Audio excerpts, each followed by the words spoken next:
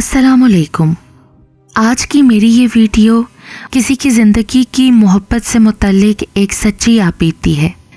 कहानी शुरू होने से पहले अगर आप मेरे चैनल पर न्यू हैं तो उर्दू सेंटर प्लस को सब्सक्राइब करके बेल नोटिफिकेशन को ऑन कर दें ताकि आपको मिलती रहें तमाम चैनल अपडेट्स। कहानी पसंद आने पर वीडियो को लाइक और शेयर ज़रूर कीजिए। मेरा नाम आबिद है। वालिद साहब सरकारी मुलाजिम थे। मैं तमाम भाइयों में सबसे बड़ा था।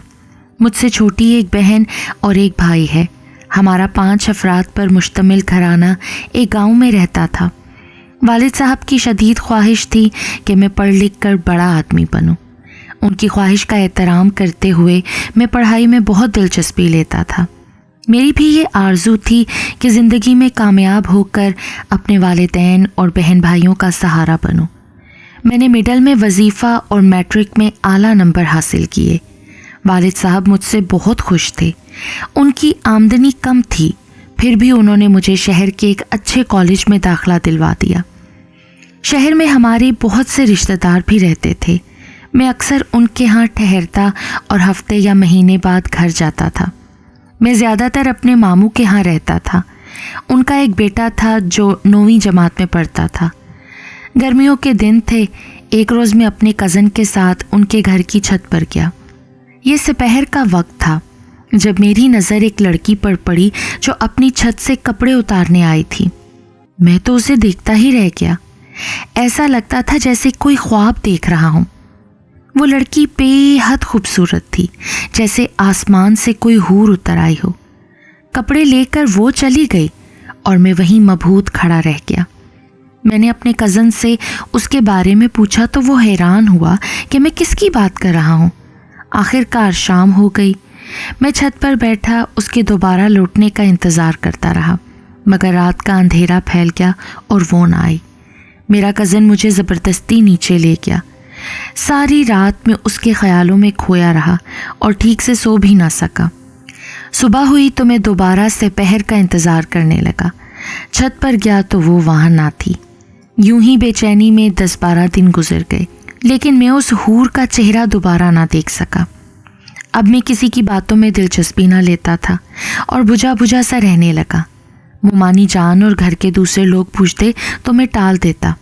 मर्ज अंदर ही अंदर बढ़ता जा रहा था, यहाँ तक कि मैं एक जिंदा लाश बनकर रह गया। तभी मुमानी ने ये कहकर मुझे वापस गांव भेज दिया कि इस पर किसी जिन भूत या आसेब का साया है। गांव आकर भी मेरा दिल ना लगा। वाकई मुझ पर तो जैसे इश्क का आसेब सवार हो गया था। यहाँ तो बेकरारी और बढ़ गई। माँ ने मुझे देखते ही जान लिया कि दिल को कोई रोग लग चुका है।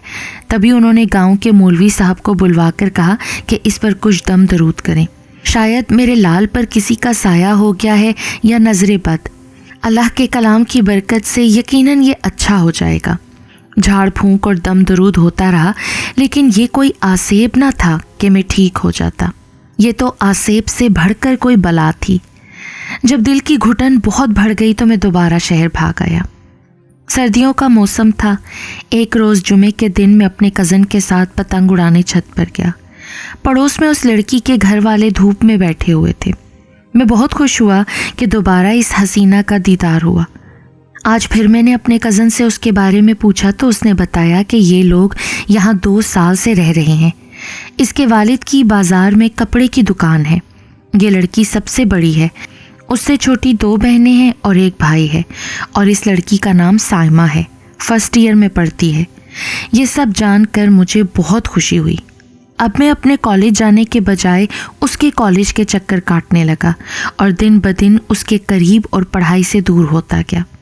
एक दिन मैं और घर वाले बैठे बातें कर रहे थे कि साइमा और उसकी अम्मी हमारे घर आ गई। मैं घबरा गया कि शायद मेरी शिकायत लेकर आई हैं। मैं मारे खौफ के कांपने लगा और सर्दी में भी पसीने से नहा गया, क्योंकि मैं रोज़ गर्ल्स कॉलेज के चक्कर लगाता था। मेरे हवास तो उस वक्त बहाल हुए जब साइमा की अम्मी ने कहा, बेटा तुम्हारे पास इंग्लिश के नोट्स हैं? मेरी तो समझ में कुछ ना आया।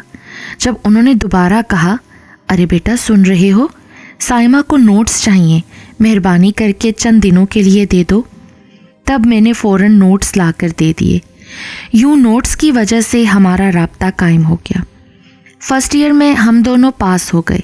अब सेकेंड ईयर की तैयारी करनी थी, लेकिन मैं पढ़ाई पर कम और साइमा पर ज़्यादा तवज्जो दे रहा था। आहिस्ता आहिस्ता पर्चों के ज़रिए पैगाम रसानी का सिलसिला भी चल निकला, जिसका इल्म सिर्फ मेरे कज़न को था, जो हमारा कासिद बना हुआ था। दिन हफ्तों और हफ्ते महीनों में बदल गए। सालाना इम्तिहान सर पर आ गए, लेकिन मेरी तैयारी न थी। इसी तरह पेपर दिए और जब रिज़ल्ट आया तो मैं फ़ेल हो गया। वो भी चंद मज़ामीन में रह गई थी। हमारी मोहब्बत का इल्म कज़न के अलावा मुमानी जान को भी हो चुका था। मैंने उन्हें कसम दी थी कि मेरे वालिदैन को पता ना चले, वरना वो मुझे गांव में कैद कर देंगे।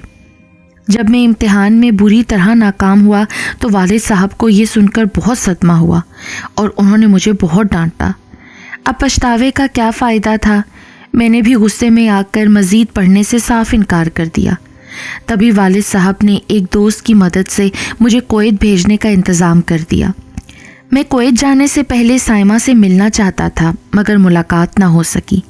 फिर मैंने अपने कज़न के ज़रिए उसे ख़त भिजवाया कि मेरा इंतज़ार करना। अब खुदा जाने वो ख़त उसे मिला या नहीं, मुझे कोई ख़बर ना हो सकी।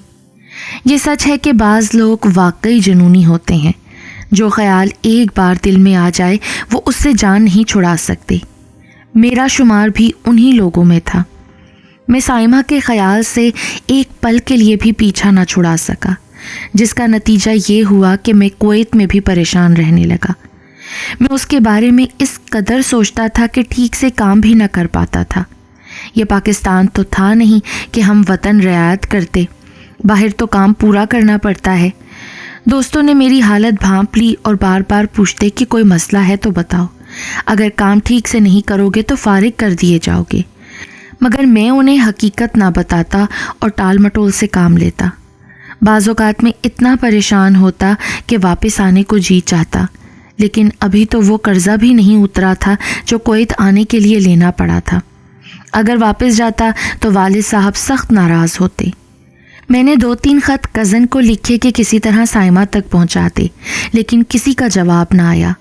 यूं मेरी परेशानी और बेचैनी बढ़ती गई और 1 साल मैंने साइमा की याद में तड़पते हुए गुजार दिया। एक दोस्त के समझाने पर मैंने काम पर तवज्जो देनी शुरू की और साइमा को भुलाने की कोशिश की, मगर ये कोशिश बेसूद रही।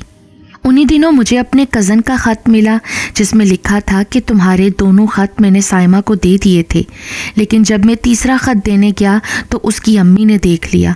उन्होंने वो ख़त मुझसे छीन लिया और पढ़ने के बाद मुझे बहुत डांटा और मेरे घर वालों से शिकायत की, जिसकी वजह से मुझे बहुत मार पड़ी और वालिद साहब ने मुझे कोर्स करने के लिए लाहौर भेज दिया। अब मुझे घर के हालात और साइमा के बारे में कोई इल्म नहीं है। इस ख़त ने तो मेरी बेचैनी मज़ीद बढ़ा दी। उस दिन मैंने फिर ना कुछ खाया और ना काम पर गया। दिमाग पर इतना दबाव पड़ा कि मैं बीमार हो गया और दोस्त मुझे हस्पताल ले गए। ये सोच मुझे ज़्यादा परेशान रखती थी कि साइमा के घर वाले उसके साथ क्या सलूक कर रहे होंगे। अब मैं ख़त भी नहीं लिख सकता था कि कहीं साइमा बदनाम ना हो जाए। किसी चीज़ में दिल ना लगता था। मेरे दोस्त फिल्में देखते, हंसी मजाक करते, मगर मुझे कुछ भी अच्छा ना लगता। जब ज़हनी दबाव हद से बढ़ा तो मैंने एक दोस्त को सब कुछ बता दिया। उसने मेरी हौसला अफजाई की और कहा, बेवकूफ़ आदमी, क्या परेशान रहने से मसला हल हो जाएगा? हरगिज़ नहीं। ऐसे तो साइमा हमेशा के लिए तुमसे जुदा हो जाएगी। अलबत्ता अगर तुम मेहनत करके खूब दौलत कमाओगे तो हर शय तुम्हारे पास होगी। उसके माँ बाप भी खुशी से तुम्हें रिश्ता दे देंगे, क्योंकि आजकल लोग पहले दौलत देखते हैं। ये बात मेरे दिल को लगी और मैंने इस मशवरे को जहन नशीन कर लिया। मैंने तसव्वुर में साइमा को बसाया और उसे हासिल करने के लिए दिन रात मेहनत करने लगा। मैं जानता था कि अभी उसकी कहीं मंगनी नहीं हुई, इसलिए अब मैं वक्त ज़ाया नहीं करना चाहता था। 5 साल तक मैंने मुसलसल मुशक्क़त की, ओवर टाइम लगाया और 1 रुपया भी फजूल खर्च ना किया। मैं जल्द अज जल्द बंगला, गाड़ी और बिज़नेस के लिए रकम जमा करना चाहता था, ताकि दौलत के अंबार के साथ पाकिस्तान जाऊं। अब घर वालों के ख़त भी आते थे कि जल्द वापस आ जाओ। मुमानी जान के खतूत से पता चलता था कि साइमा की अभी शादी नहीं हुई। बस इसी बात ने मुझे ढारस दी हुई थी। आखिरकार एक दिन मैंने वतन वापसी का फ़ैसला कर लिया। خوب شاپنگ کی اور سب کے لیے تحائف خریدے۔ سب سے زیادہ خیال سائمہ کا تھا۔ میں اس کے قدموں میں دنیا کی ہر نعمت ڈھیر کر دینا چاہتا تھا۔ جب ایئرپورٹ پر اترا تو میری خوشی کی انتہا نہ تھی۔ والدین اور بہن بھائیوں کو دیکھ کر میں نہال ہو گیا اور باہر نکلتے ہی ماں اور ابا جان کے گلے لگ گیا۔ وہ بھی خوشی سے رو پڑے۔ بہن بڑی ہو گئی تھی۔ میں بھائی اور دیگر رشتہ داروں سے ملا اور سب کو تحائف دیے۔ راستے میں خوب باتیں ہوئیں۔ میں نے وہاں کے حالات بتائے، لیکن دل میں یہی سوال تھا کہ کوئی سائمہ کا ذکر تو کرے، مگر کسی نے بھی اس کا نام نہ لیا۔ مدت بعد لوٹا تھا۔ محلے داروں اور دوستوں سے مل کر بہت خوش تھا، لیکن یہ ساری خوشی اس وقت غم میں بدل گئی جب میں مومانی سے ملنے گیا۔ باتوں باتوں میں سائمہ کا پوچھا تو انہوں نے بتایا کہ اس کی منگنی ہو گئی ہے، اور وہ بھی صرف 1 ماہ پہلے۔ یہ سن کر میرے پیروں تلے سے زمین نکل گئی اور سر چکرانے لگا۔ جو کچھ اس کے لیے لایا تھا سب غصے میں باہر پھینک دیا۔ اس پر اتنا غصہ آ رہا تھا کہ اگر وہ سامنے ہوتی تو شاید میں آپے سے باہر ہو جاتا۔ مومانی میرا دکھ سمجھتی تھیں۔ انہوں نے مجھے حوصلہ دیا، لیکن میری سمجھ میں کچھ نہیں آ رہا تھا۔ میں دیوانہ وار واپس گاؤں چلا گیا۔ اس وقت دل پر ایسی مایوسی طاری تھی کہ جی چاہتا تھا اندھے کنویں میں چھلانگ لگا دوں۔ چند دن بعد امی نے مجھ سے شادی کی بات کی۔ وہ اپنی بھانجی سے میرا رشتہ کرنا چاہتی تھیں۔ میں تو پہلے ہی بہت پریشان تھا، اب مزید الجھ گیا۔ امی نے وجہ پوچھی تو میں نے سب کچھ امی کو سچ سچ بتا دیا کہ اگر شادی کرنی ہے تو صرف اور صرف سائمہ سے، ورنہ کسی سے نہیں۔ کوئی بھی ماں اپنے بیٹے کو دکھی تو نہیں دیکھ سکتی۔ چنانچہ انہوں نے ارادہ کر لیا کہ وہ سائمہ کے گھر والوں سے جا کر بات ضرور کریں گی، چاہے وہ رشتہ دیں یا نہ دیں۔ کم از کم یہ حسرت تو نہ رہے گی کہ کوشش نہیں کی۔ جب میری ماں ان کے ہاں گئیں تو وہاں سائمہ کے سسرال والے بھی آئے ہوئے تھے۔ تبھی کسی نے شرارت میں انہیں بتا دیا کہ یہ لڑکی تو پہلے ہی کسی کے ساتھ تعلق میں ہے۔ بتانے والے نے اور بھی بہت سی غلط باتیں کیں جس سے وہ لوگ بدظن ہو گئے۔ اوپر سے میری امی ان کی موجودگی میں رشتہ مانگنے پہنچ گئیں، اور یہ جانے بغیر کہ یہ لوگ کون ہیں، یہاں کیوں آئے ہیں، رشتے کی بات چھیڑ دی۔ میری امی نے یہ بھی کہہ دیا کہ جب لڑکا اور لڑکی ایک دوسرے کو پسند کرتے ہیں تو پھر رشتہ کرنے میں کیا حرج ہے۔ یہ سنتے ہی تو سائمہ کے سسرال والے بگڑ گئے اور منگنی توڑ کر چلے گئے۔ پھر یہ بات سب کو معلوم ہو گئی کہ میں سائمہ کو پسند کرتا ہوں اور سائمہ بھی مجھ سے محبت کرتی ہے، اور ہماری وجہ سے ہی منگنی ٹوٹی ہے۔ ان کے گھر والوں کے غم و غصے کا آپ اندازہ تو کر سکتے ہیں۔ دونوں خاندانوں میں جھگڑا ہو گیا۔ تب شہر کے معززین نے مداخلت کی اور صلح کی کوشش کرنے لگے۔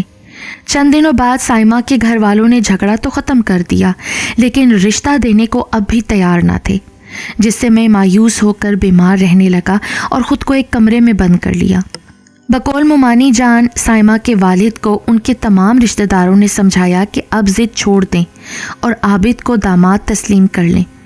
اسی میں آپ کی بیٹی کا سکھ اور خاندان کی عزت ہے، کیونکہ اب باہر سے کوئی رشتہ نہیں آئے گا۔ دن گزرتے گئے اور مجھے واپس آئے 4 ماہ ہو گئے۔ میں بہت کمزور ہو گیا تھا، جس سے گھر والے پریشان تھے۔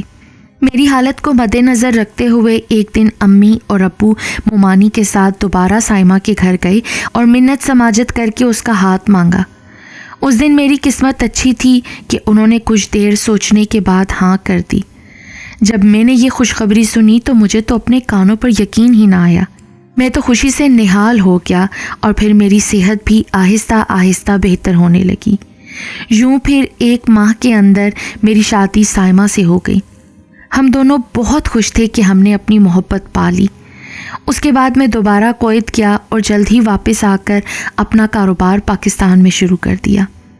آج میں بہت خوش ہوں، جسے سائمہ جیسی اچھی جیون ساتھی ملی۔